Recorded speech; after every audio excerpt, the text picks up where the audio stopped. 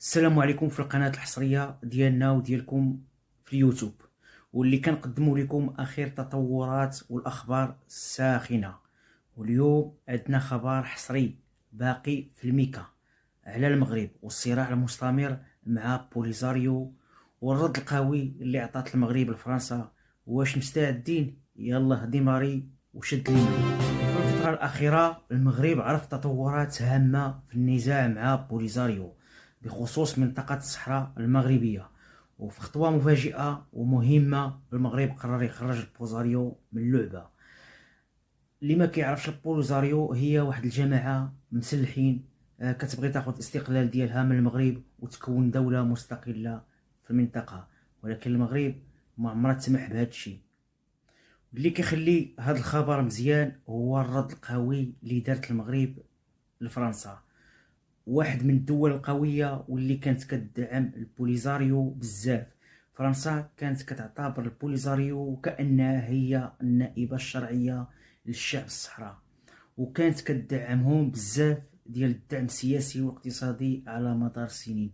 ولكن راه باقي ما كتعرفش المغرب شنو كتسوى وعلاش قادرة وشنو غادي دير. المغرب اخوتي قرر يرد بقوة وبصوت واحد على هاد التحديات، وقدر المغرب يحقق تحالفات استراتيجية مع الدول العربية وأفريقيا ودول أخرى اللي عطاته قوة سياسية ودبلوماسية مجهدة. وبفضل هذه العلاقات المغرب قدر يعزل بوليزاريو ويضبط الوضع في المنطقة الصحراوية. المغرب اخوتي موقفش عند هذه النقطة.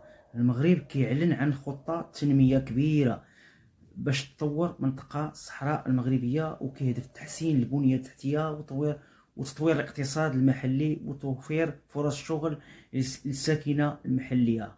أما البوليزاريو بغات تنظم دولة راه خصها تاخذ حقها من الجزائر.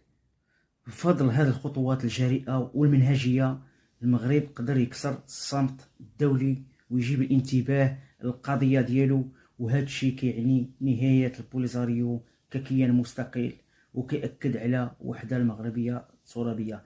كما قلت لكم وصلت نهاية البوليزاريو، كذلك الناس اللي كانوا كيدعموهم الدول الاخرى بحال فرنسا، اسبانيا، الجزائر، حتى هما راه غتوصل النهاية ديالهم وغتفضح كلشي، واللي عنده شي بلاد راه غيدخل ليها وغيهني راسو كاع ما تصدع.